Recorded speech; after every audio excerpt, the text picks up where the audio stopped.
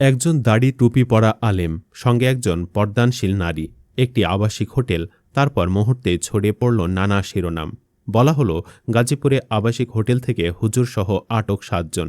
ভিডিওতে দেখানো হলো হুজুর মাথা নিচু করে মুখ ঢেকে পুলিশের সাথে দৌড়ে গাড়িতে উঠছেন, যা দেখে শুনে ঘটনা সত্যি মনে না করে উপায় নেই। কিন্তু প্রশ্ন হলো, সংবাদ প্রকাশের আগে কি পুরো ঘটনা যাচাই করা হয়েছিল, নাকি এটাও তথাকথিত মিডিয়া ট্রায়াল? বিস্তারিত থাকছে ভিডিওতে। বাংলাদেশে যখনই কোনো আলোচিত ঘটনা ঘটে, সামাজিক যোগাযোগ মাধ্যমের পাশাপাশি কিছু সংবাদও খুব দ্রুত ছড়িয়ে পড়ে। কিন্তু দ্রুত সংবাদ দেওয়ার প্রতিযোগিতায় যদি তথ্য যাচাই ঘাটতি থাকে, তাহলে ক্ষতিগ্রস্ত হতে পারে একজন নির্দোষ মানুষের সম্মান, পরিবার এবং সামাজিক অবস্থান। সম্প্রতি গাজীপুরের একটি আবাসিক হোটেলকে কেন্দ্র করে এমনই একটি ঘটনা নিয়ে আলোচনা শুরু হয়েছে। সামাজিক যোগাযোগ মাধ্যমে দাবি করা হচ্ছে, একজন আলেম ও একজন পর্দানশীল নারীকে নিয়ে প্রকাশিত কিছু সংবাদ প্রকৃত ঘটনাকে সঠিকভাবে তুলে ধরেনি। ডিজিটাল মিডিয়াগুলো ঘটনার বিস্তারিত না জেনে শুনেই কেবল একটি ফুটেজ দিয়ে সংবাদ প্রচার করেছে আবাসিক হোটেল থেকে নারীসহ হুজুর গ্রেপ্তার। অথচ পরে সোশ্যাল মিডিয়ায় অনেকে বলছেন তারা স্বামী স্ত্রী ছিলেন এবং চিকিৎসার কাজে শহরে এসে রাত হয়ে যাওয়ায় হোটেলে অবস্থান করেছিলেন। তাদের দাবি, এ ঘটনাকে অন্য একটি অভিযানের সঙ্গে মিলে এমনভাবে উপস্থাপন করা হয়েছে যাতে সাধারণ মানুষের মধ্যে ভুল ধারণা তৈরি হয়।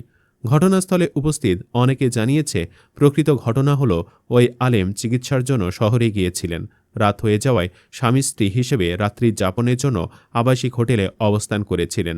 আবাসিক হোটেল নিজেই অবৈধ নয়, হোটেলে যদি অনৈতিক কার্যকলাপ হয় সেটাই অবৈধ। কিন্তু এই দুটি পত্রিকা হোটেলের অন্যান্য অনৈতিক কার্যকলাপের সাথে তাদেরকে মিশিয়ে মিথ্যাভাবে সংবাদ প্রচার করেছে। এখানে একটি সহজ যুক্তি উপেক্ষা করা হয়েছে। যদি কেউ অপকর্মে যায়, তাহলে সে কখনোই দাড়ি টুপি ও আলেমের পোশাকে সেখানে যাবে না। এটা পাগলও বোঝে।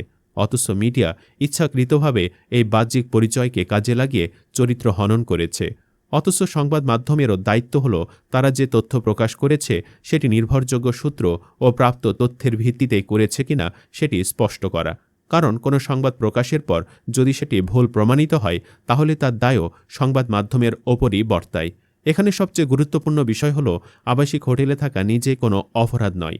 বাংলাদেশে প্রতিদিন অসংখ্য মানুষ চিকিৎসা, ব্যবসা, চাকরি, পরীক্ষা কিংবা ব্যক্তিগত প্রয়োজনে হোটেলে অবস্থান করেন।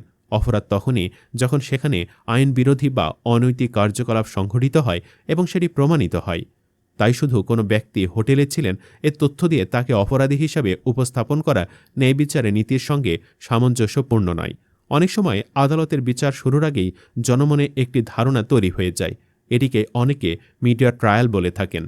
যখন কোনো ব্যক্তি আদালতে দোষী প্রমাণিত হওয়ার আগে সংবাদ বা সামাজিক যোগাযোগ মাধ্যমের কারণে অপরাধী হিসাবে পরিচিত হয়ে যান, তখন সেটি শুধু তার ব্যক্তিগত ক্ষতিই করে না, বিচার প্রক্রিয়ার ওপরও নেতিবাচক প্রভাব ফেলতে পারে। আপনার কি মনে হয়, ঘটনাটি কি হতে পারে? কেউ কি পাঞ্জাবি টুপি পরে আবাসিক হোটেলে কোনো অনৈতিক কাজ করতে যায়? আপনার মতামত অবশ্যই কমেন্টে লিখুন। ভিডিওটি তথ্যভিত্তিক মনে হলে লাইক দিন, বন্ধুদের সঙ্গে শেয়ার করুন এবং এমন আরও বিশ্লেষণধর্মী ভিডিও পেতে চ্যানেলটি সাবস্ক্রাইব করুন। আল্লাহ হাফেজ।